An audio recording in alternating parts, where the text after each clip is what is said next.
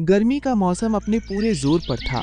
कई दिनों से आसमान में बादल तो दिखाई देते थे, लेकिन बारिश की एक बूंद भी नहीं गिर रही थी।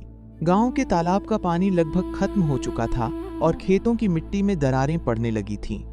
गांव के किसान रोज सुबह अपने खेतों की तरफ जाते और आसमान की ओर उम्मीद से देखते। सबको एक ही चिंता थी, अगर जल्द बारिश नहीं हुई तो उनकी फसल बर्बाद हो जाएगी। हे भगवान, बस एक बार अच्छी बारिश हो जाए।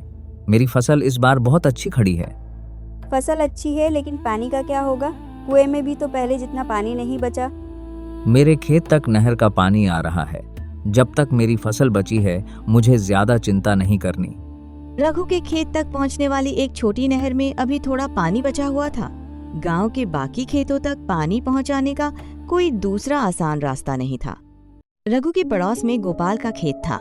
गोपाल की फसल भी तैयार होने लगी थी, लेकिन उसके खेत की मिट्टी रघु के खेत से ज्यादा सूख चुकी थी। बाबा, पौधे तो सूखने लगे हैं। मुझे पता है बेटा, अगर आज या कल पानी नहीं मिला तो पूरी फसल खराब हो जाएगी। क्या हम रघु काका से थोड़ा पानी मांग सकते हैं? हाँ बेटा, पड़ोसी हैं, शायद मदद कर दें। गोपाल रघु के घर पहुंचा। रघु भाई, मुझे तुमसे एक मदद चाहिए। हाँ, बोलो। मेरे खेत में पानी बिल्कुल नहीं बचा है। अगर नहर से थोड़ा पानी मेरे खेत तक पहुंच जाए तो शायद फसल बच जाए। गोपाल, तुम जानते हो कि मेरे खेत में भी फसल लगी है। जानता हूं भाई, मैं पूरा पानी नहीं मांग रहा, बस कुछ घंटों के लिए नहर का रास्ता खोल दो। नहीं, अगर मैंने पानी बांट दिया और मेरे खेत में पानी कम पड़ गया तो मेरी फसल भी खराब हो जाएगी। लेकिन तुम्हारी फसल अभी हरी है, मेरे खेत में तो पौधे सूखने लगे हैं। मैं अपनी फसल का जोखिम नहीं ले सकता। ठीक है भाई, जैसा तुम्हें सही लगे। गोपाल भारी मन से वापस चला गया। अगले 2 दिन तक बारिश नहीं हुई। रघु रोज नहर का पानी अपने खेत में छोड़ता रहा। उसकी फसल हरी बनी रही, लेकिन गोपाल के खेत में पौधे धीरे धीरे मुरझाने लगे। बाबा, देखिए, पत्तियां नीचे झुक गई हैं। क्या हमारी फसल मर जाएगी? गोपाल ने कुएं से पानी खींचने की कोशिश की, लेकिन कुएं का पानी बहुत नीचे जा चुका था। उसने मिट्टी में छोटे छोटे बांध बनाकर बचे हुए पानी को रोकने की कोशिश की, लेकिन पानी बहुत कम था। धीरे धीरे गांव के दूसरे लोगों को भी पता चल गया कि रघु की नहर में पानी है और उसके पड़ोसी का खेत सूख रहा है। अगर नहर का थोड़ा पानी गोपाल के खेत तक चला जाए तो उसकी फसल बच सकती है। लेकिन रघु अपनी फसल को लेकर डरा हुआ है। डर अपनी जगह है, लेकिन गांव में लोग एक दूसरे की मदद भी तो करते हैं। कुछ लोग रघु से नाराज होने लगे, लेकिन रघु को लगता था कि लोग उसके खेत की चिंता नहीं समझ रहे। सबको बस मेरी नहर दिखाई देती है। कोई ये नहीं सोचता कि मेरी फसल खराब हुई तो मेरे घर का खर्च कैसे चलेगा। तुम्हारी चिंता सही है, लेकिन गोपाल की हालत भी तो देख रहे हो। अगर मैं पानी बांट दूं और मेरी फसल सूख गई तो? मैं तुम्हें अपनी फसल बर्बाद करने को नहीं कह रही, लेकिन शायद कोई ऐसा तरीका हो जिससे दोनों खेतों को थोड़ा थोड़ा पानी मिल सके। अभी मेरे पास किसी प्रयोग का समय नहीं है। अगली सुबह रघु अपने खेत में पहुंचा तो उसने देखा कि नहर के किनारे की मिट्टी टूट गई थी। अरे, ये क्या हो गया? नहर का पानी एक जगह से बाहर निकलकर खेत के किनारे फैल रहा था। अगर ये पानी ऐसे ही बहता रहा तो मेरा आधा खेत सूख जाएगा। रघु मिट्टी लेकर नहर की मरम्मत करने लगा। तभी वहां गोपाल पहुंच गया। रघु भाई, क्या हुआ? नहर टूट गई है, पानी बाहर निकल रहा है। मैं मदद करता हूं। नहीं, रहने दो।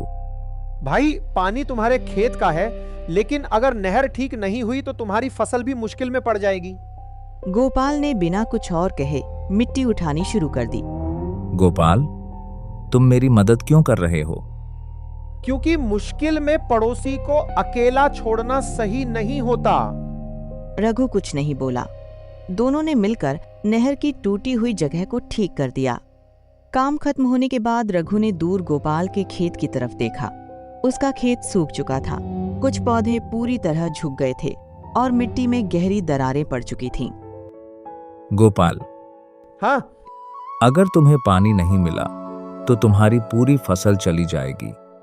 शायद। अब बहुत देर हो चुकी है। और अगर तुम्हारी फसल चली गई तो? अगले मौसम में फिर मेहनत करूंगा।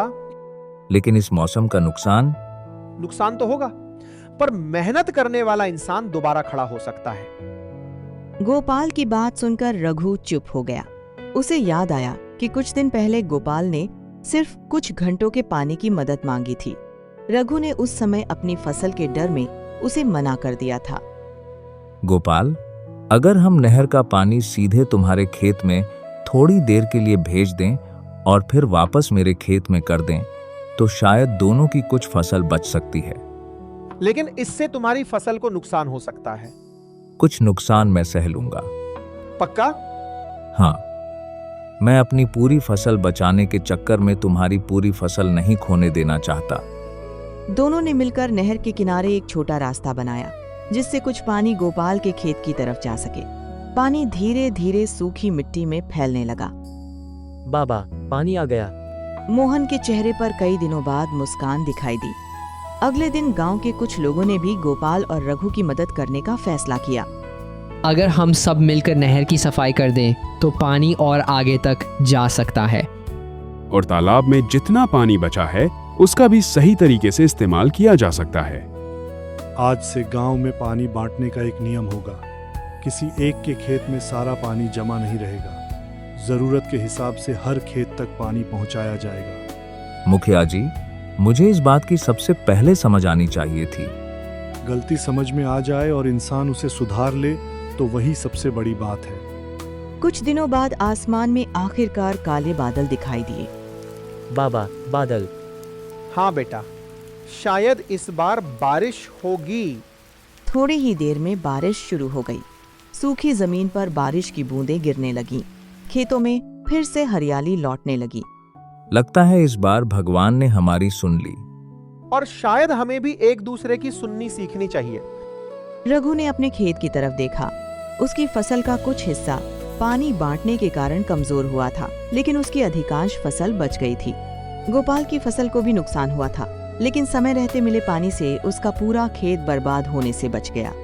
उस दिन रघु को समझ आया कि पानी सिर्फ खेत की जरूरत नहीं था, वह गांव के लोगों के बीच रिश्ते और भरोसे की भी परीक्षा था। जब पानी बहुत था तब उसे बांटना आसान होता, लेकिन असली परीक्षा तब हुई जब हर बूंद की कीमत थी। अगर मैंने शुरुआत में ही थोड़ा पानी बांट दिया होता तो शायद गोपाल का खेत इतना खराब नहीं होता। गलती हो गई थी भाई, लेकिन अब हम उसे दोबारा नहीं दोहराएंगे। उसके बाद गांव में जब भी पानी की कमी होती, लोग मिलकर उसका इस्तेमाल करते। किसी एक के पास ज्यादा हो और दूसरे के पास बिल्कुल न हो तो मदद का रास्ता जरूर निकाला जाता, क्योंकि उन्होंने समझ लिया था सच्ची उदारता तब दिखाई देती है जब हमारे पास खुद कम हो, और जरूरत के समय किसी का साथ देना केवल उसकी मदद नहीं करता बल्कि पूरे गांव को मजबूत बनाता है। अगर आपको यह कहानी अच्छी लगी हो तो वीडियो को लाइक जरूर करें।